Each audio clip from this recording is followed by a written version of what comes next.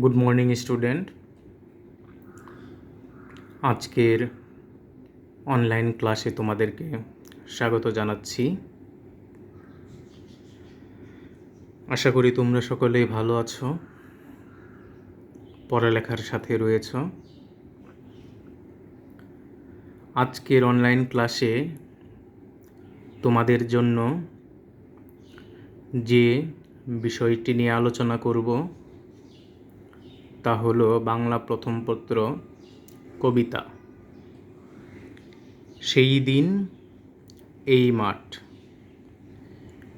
লিখেছেন জীবনানন্দ দাশ। এই কবিতায় সেই দিন বলতে লেখক আসলে অতীতচারী হয়েছেন, অতীতের কথা চিন্তা করেছেন। অর্থাৎ সেই এবং এই, সেই বলতে অতীত, এই বলতে বর্তমান। অতীত এবং বর্তমান, পৃথিবী, প্রকৃতির রহস্যময়তা, এগুলো নিয়ে তিনি এই কবিতায় আলোচনা করেছেন রূপক, উপমা এবং প্রতীকের সাহায্যে। তো এই কবিতায়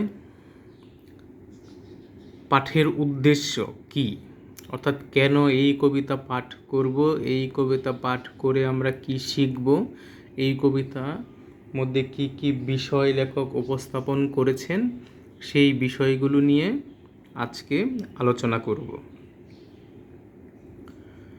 তো এই কবিতা অর্থাৎ সেই দিন এই মাঠ কবিতাটি পাঠের উদ্দেশ্য হলো সভ্যতার ধ্বংস ও বিনির্মাণে আপন মহিমা ও সৌন্দর্য নিয়ে মানবের সেবাদাত্রী প্রকৃতির অমরত্বের দিকটি তুলে ধরা হয়েছে। অর্থাৎ একদিকে সভ্যতা নির্মাণ, আরেকদিকে ধ্বংস, আবার নির্মাণ।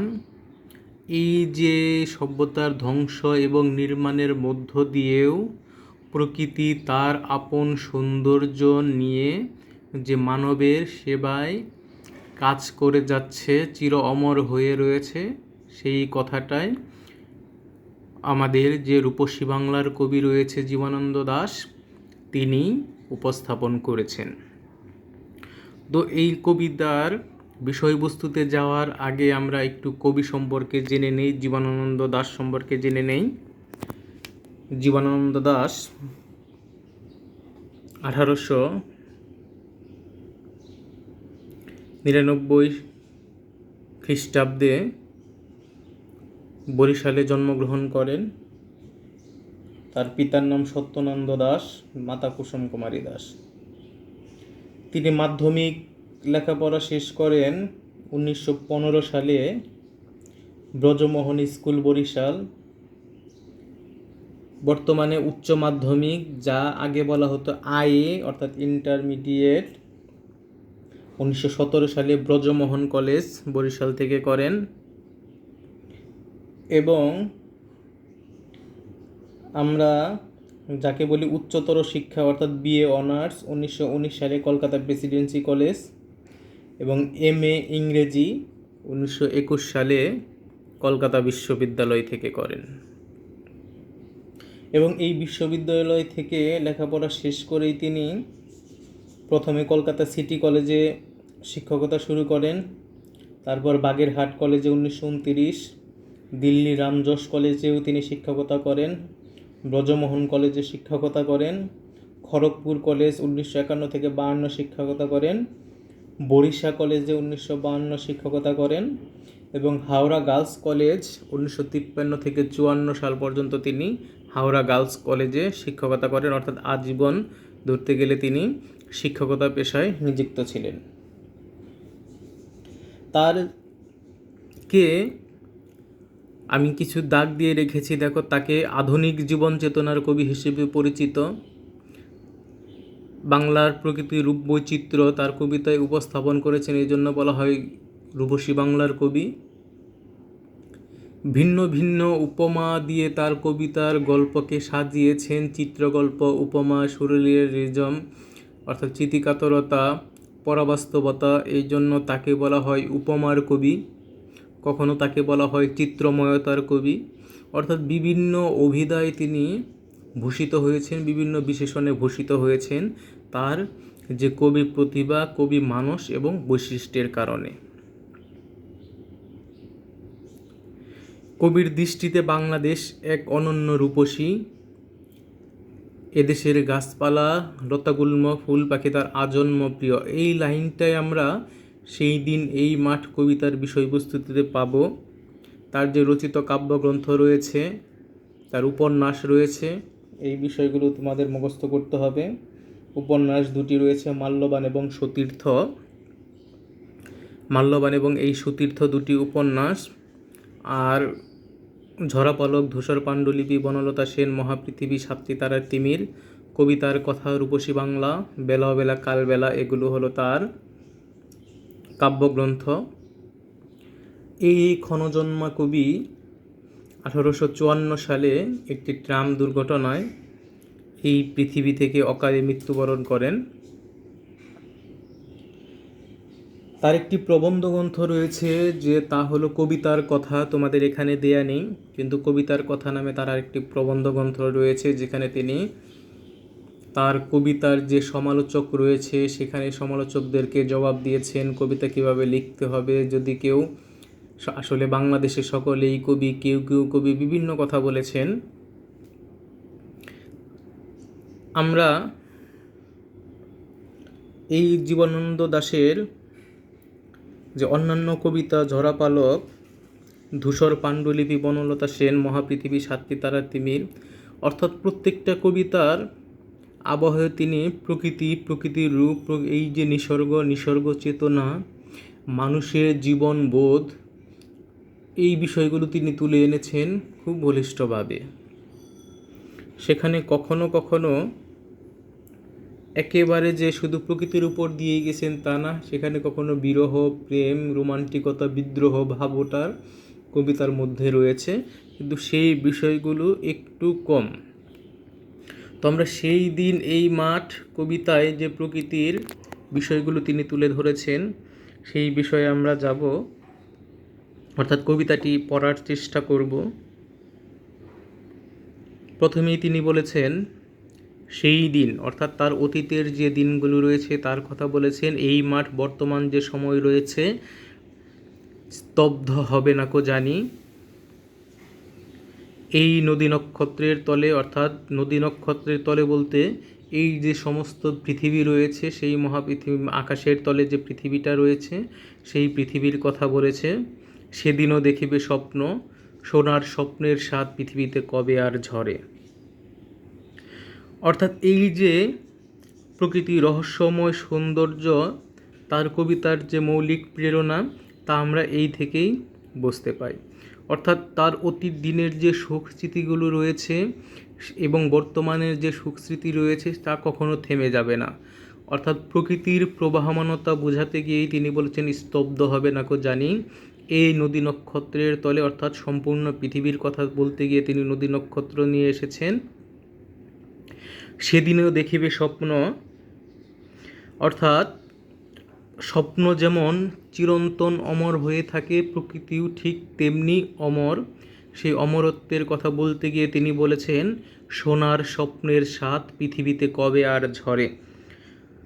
অর্থাৎ এই যে বিচিত্র বিবর্তনের মধ্যে প্রকৃতির যে রূপ, রস, গন্ধ রয়েছে তার কখনো শেষ হয় না।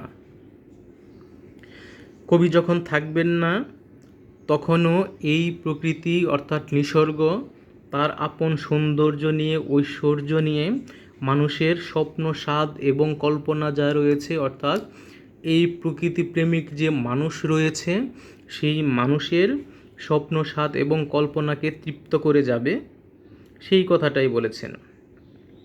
অর্থাৎ প্রকৃতির যে মাহাত্ম্য রয়েছে সেই মাহাত্ম্যকে গভীর তৃপ্তি মমত্বের সাথে উপস্থাপন করতে গিয়েই কবি এই উপমাটা ব্যবহার করেছেন, সোনার স্বপ্নের স্বাদ পৃথিবীতে কবে আর ঝরে। আমি চলে যাব, এই বলতে কবি আসলে মানুষ যে মরণশীল, মানুষ অমর নয়, এই পৃথিবী থেকে চলে যেতে হবে, সেই চিরন্তন সত্যটা উপস্থাপন করেছেন।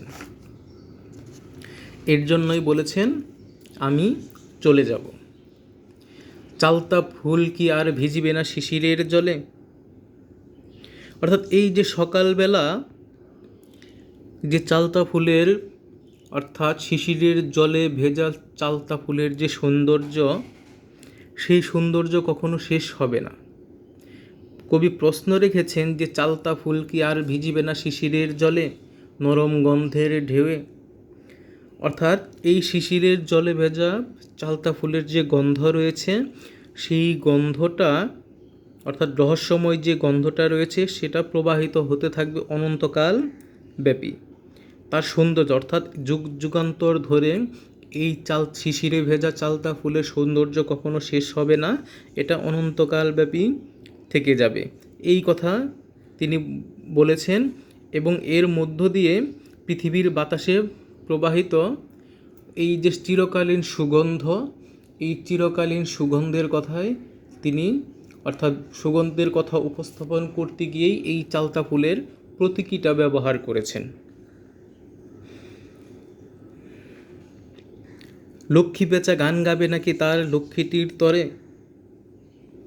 অর্থাৎ আমরা জানি লক্ষ্মী পেঁচা যাকে মঙ্গল বার্তাবাহক হিসেবে অভিহিত করা হয়, আমাদের হিন্দু পুরাণ অনুযায়ী লক্ষ্মী পেঁচাকে মঙ্গল বার্তাবাহক বোঝাতে ব্যবহার করা হয়। সেই জন্যই বলা হয়েছে যে এর মধ্য দিয়ে কবি যে লক্ষ্মী পেঁচা রয়েছে তার মমত্বের অনুভাবনাও উপস্থাপন করেছেন।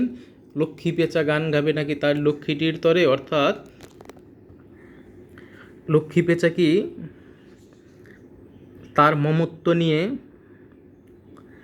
প্রকৃতির শাশ্বত মূর্ত রূপ হয়ে উপস্থাপন হবে না। অর্থাৎ এগুলো প্রশ্ন রেখেছেন কবি, কিন্তু আসলে কবি বোঝাতে চেয়েছেন এগুলো আসলে চিরকালই প্রবাহিত থাকবে, চিরকালই এগুলো অমর হয়ে থাকবে, এগুলো কখনো ধ্বংস হবে না। নিজেই নিজের কাছে প্রশ্ন রেখেছেন। সোনার স্বপ্নের স্বাদ পৃথিবীতে কবে আর ঝরে। অর্থাৎ এই যে বলেছেন কবি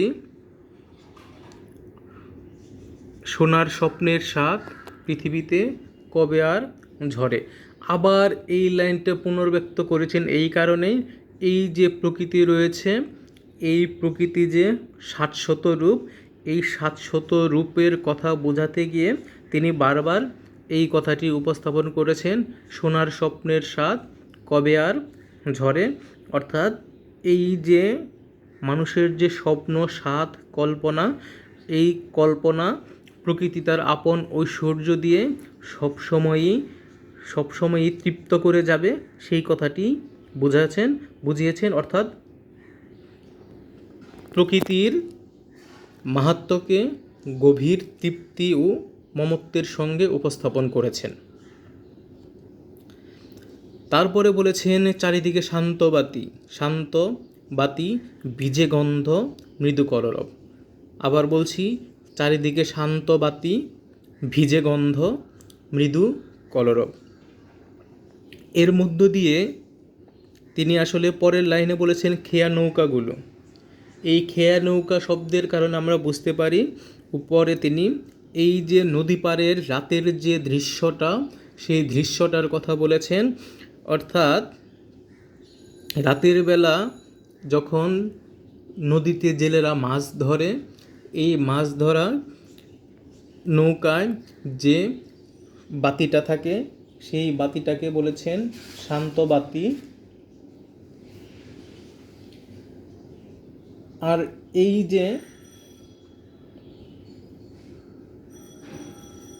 তারপরে হলো খেয়া নৌকাগুলো এসে লেগেছে চরের খুব কাছে। অর্থাৎ খেয়া নৌকা এসে ঘাটে লাগে নদীর তীরে, চরের কাছাকাছি, খুব কাছাকাছি এসে গেছে। অর্থাৎ এখানে প্রকৃতির যে স্বাভাবিকতা, সেই স্বাভাবিকতার কথা বলেছেন। অর্থাৎ প্রকৃতিতে যা কিছু রয়েছে তা যেন একটা নিয়মের মধ্যে একটা গতিশীল অবস্থায় রয়েছে। তারপরে বলছে হ্যাঁ, খেয়া নৌকাগুলো এসে লেগেছে চরের খুব কাছে। আমি এখানে দেখো লিখে রেখেছি প্রকৃতির স্বাভাবিকতা বোঝাতে গিয়ে বা চিরন্তন যে প্রবাহমানতা রয়েছে সেই প্রবাহমানতা বোঝাতে গিয়ে তিনি এই কথাটি বলেছেন।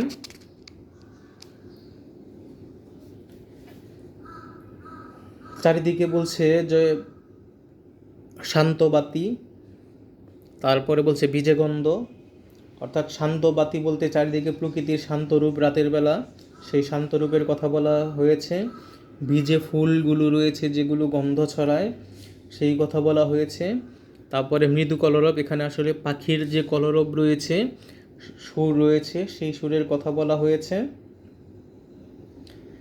তারপরে বলেছে পৃথিবীর এই সব গল্প বেঁচে রবে চিরকাল, অর্থাৎ পৃথিবীর এই সব গল্প বলতে কবি এই যে প্রকৃতির যে অবিনশ্বর রূপের কথা, সৌন্দর্যের কথা, সেই সৌন্দর্যের কথাই বলেছেন যে পৃথিবীর এই সকল গল্প বেঁচে রবে চিরকাল।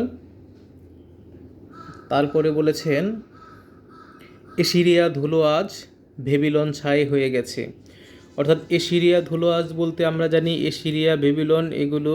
তারপরে বলছে পৃথিবীর এই সব গল্প বেঁচে রবে চিরকাল, এটা তো বলছি যে প্রকৃতির যে অবিনশ্বর রূপ রয়েছে কখনো ধ্বংস হবে না, সেই বিষয়টা বলা হয়েছে। তারপরের লাইনে আছে এশিরিয়া ধুলো আজ, অর্থাৎ মানুষের তৈরি যে সভ্যতা ভেবিলন ছাই হয়ে গেছে, মানুষের তৈরি যে সভ্যতা, সেই সভ্যতা নশ্বর, অবিনশ্বর নয়, এটা ধ্বংস হয়ে যায়। কিন্তু প্রকৃতির যে রূপ রয়েছে, চিরন্তন রূপ রয়েছে, শাশ্বত রূপ রয়েছে, সৌন্দর্য রয়েছে, তা বিনির্মাণ হয় কিন্তু ধ্বংস কখনো হয় না, সেই কথা বলা হয়েছে। ভেবিলন ছাই হয়ে গেছে মানে মানবসৃষ্ট সভ্যতা যে ধ্বংস, সেই কথাটা বোঝানো হয়ে গেছে। এর মধ্য দিয়ে আসলে সম্পূর্ণ কবিতাটা যখন পড়লাম, পড়ার মধ্য দিয়ে আমরা বুঝতে পারলাম যে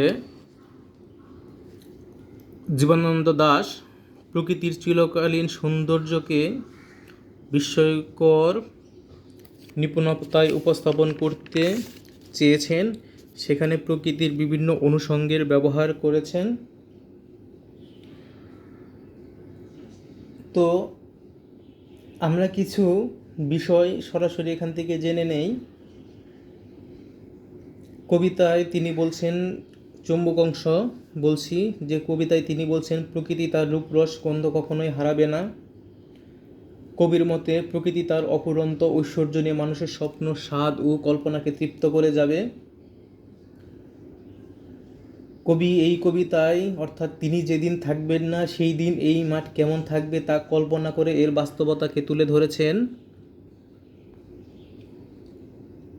কবির মতে তার চলে যাওয়াতে আসলে প্রকৃতির কোনো পরিবর্তন হবে না, প্রকৃতি তার শাশ্বত রূপ নিয়ে অনন্তকালব্যাপী টিকে থাকবে, এই বিষয়টি উপস্থাপন করেছেন। কবিতায় একদিকে ধ্বংস, অন্যদিকে প্রকৃতির বিনির্মাণের কথা তিনি উপস্থাপন করেছেন।